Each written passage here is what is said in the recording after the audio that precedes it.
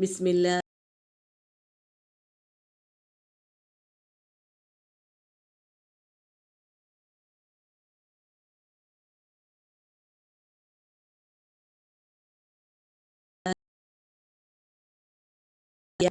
इनको एक अलिफ के बराबर खींच के पढ़ेंगे। यहाँ पर या मद्दा है, दाल या ज़ेर दी, नून या ज़ेर नी, दी नी दोनों को बराबर खींचेंगे।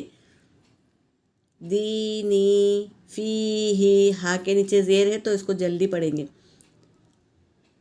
अरीनी किताबी, उजीबू युवारी, मफातिहु रोज़िकीना। दाल या ज़बर, दाल या ज़ेर दी, नून या ज़ेर नी, दीनी। अब इबादी, आइन के नीचे ज़ेर है और अलिफ से पहले ज़बर, अलिफ मद्दा, यहाँ पर अलिफ मद्दा है। इबादी, दी में या मद्दा है। अज़ाबी, तमासीलू, मक़ादीरू, अख़ीही, बनीही।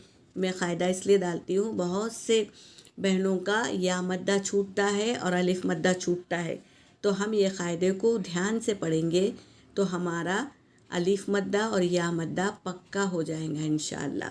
जज़ाकिल्लाहु खैरा।